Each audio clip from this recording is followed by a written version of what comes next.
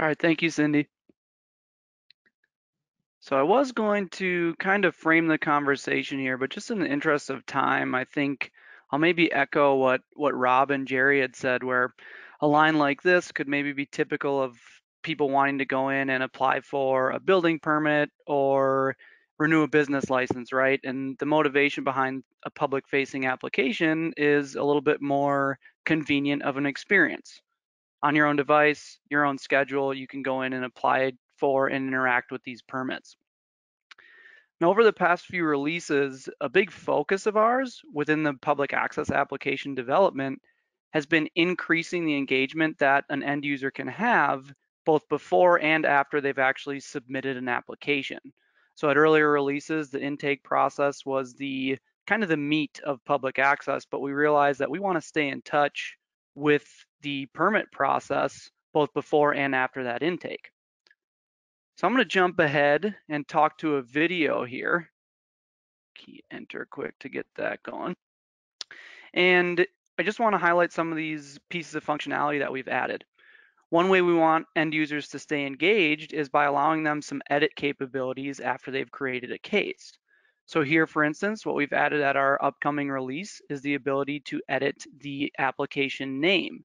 So if we want to change this application from Spring Hill Mall to Spring Hill Shopping Center, we can do that, much like our people and case data at our Public Access 5.0 release. Another way we want the public to stay engaged is to expand on our inspection scheduling capabilities. So now on the same permit, as I go to schedule an inspection, we've added the ability for the end user to submit comments and instructions. And I think a good example of this is maybe for an electrical inspection. We don't want the inspector to be stuck outside. So if we need to provide a building code, we can provide them a building code right here in the comments and submit that. And once we go ahead and schedule the inspection, we'll actually be able to increase that user to internal staff communication. And we'll take a look here as we jump into the Cityworks core site that the inspector in real time can go ahead and access the information just provided by that public user by going to the task in the workflow and hitting the task comments section. They can see the code to get into the building. They're not locked out. They get in, complete their inspection, and really make the process a bit more efficient. Now, once that inspection is completed, we kind of also realize that it's great for the public user to be able to see what result an inspection had, right? If we navigate forward here and we see that that electrical inspection failed, that's part of the puzzle, but it's not the whole thing. It's helpful for the end user to maybe know why the inspection failed, right?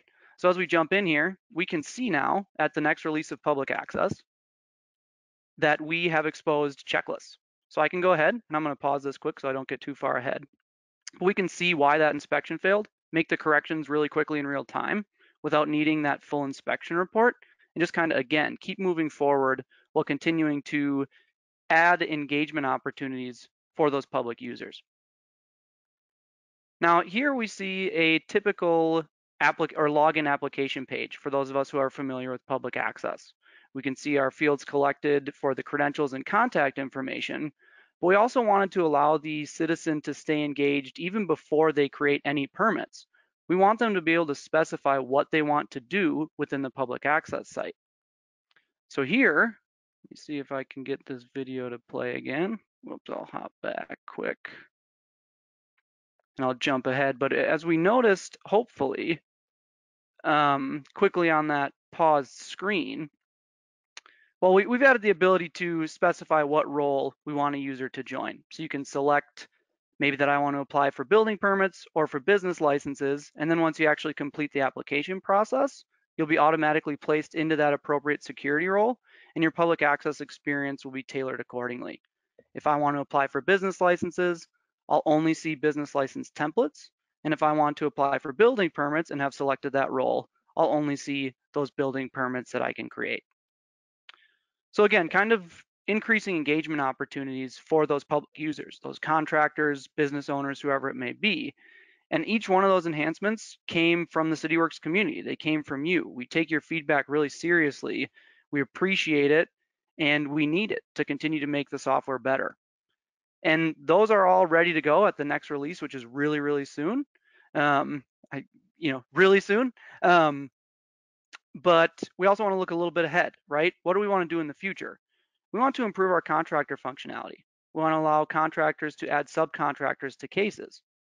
When contractors are applying for cases, we want them to have kind of a use my information button where instead of needing to find themselves in a list of existing contractors, they can click one button, have themselves added to the case, and just keep it moving.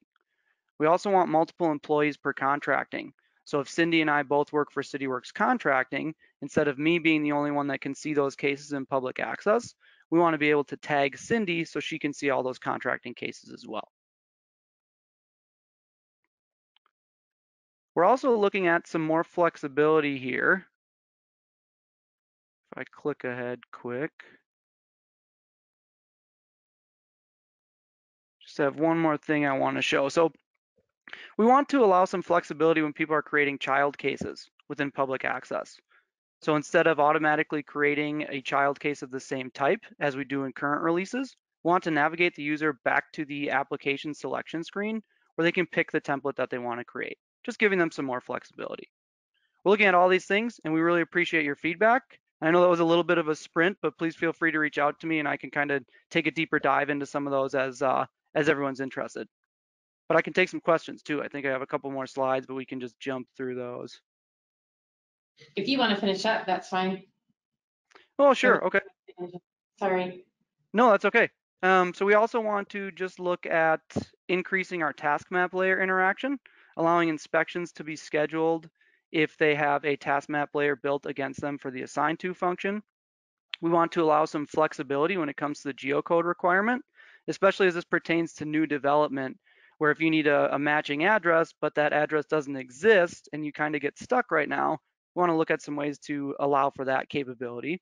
We also want to prevent cases being created against assets that have been flagged, whether that's for code enforcement violations or whatever the flag may be, preventing those cases from being created until those violations are kind of completed. And so that's a quick 50,000 foot look at the roadmap, but we're really excited about the next release and we think everybody will benefit once they get their hands on it.